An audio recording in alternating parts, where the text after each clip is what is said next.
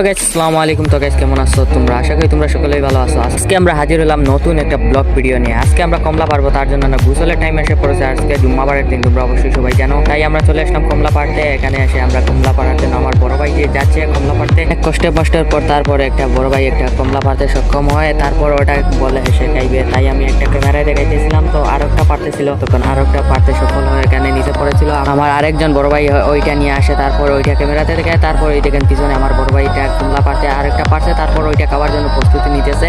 তারপর আমার বড় ভাইয়ের সাথে আমি ক্যামেরায় একটু মজা করলাম। তারপর উনি সুলাইতে, তারপর বড় ভাইটা ওইটা হাতে নিয়ে তারপর সুলাইতেছিল। তখন সে বলতেছিল যে এই সেই স্বাদ হবে। তারপর ও দেখেন ওর রিয়াকশনটা দেখবেন কিছুক্ষণ পর আমরা দেখাবো কিভাবে ওর রিয়াকশন দিয়েছিল।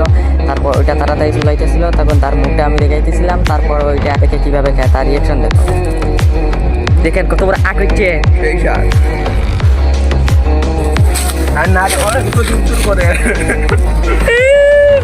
গাইস, আমরা ভাবছিলাম ওইগুলা কমলা, তারপর দেখি ওইগুলা গোসা জামির। ওরা কমলা কইয়া খাওয়াইয়া দিছি। তারপর ওর রিয়াকশনটা দেখছো তোমরা, অবশ্যই দেখছো। এখন তাহলে আমরা আরো কয়েকটি পাইরেছিলাম। তারপর ওইগুলা নিয়ে আমরা খরু খাওয়ার জন্য প্রস্তুত ছিলাম। তারপর ওইগুলা নিয়ে আমরা খরু খাইছিলাম। তোমরা অবশ্যই লাস্টে দেখবা কয়টা পারেছি, তার জন্য তোমরা রেডি হয়ে থাকো।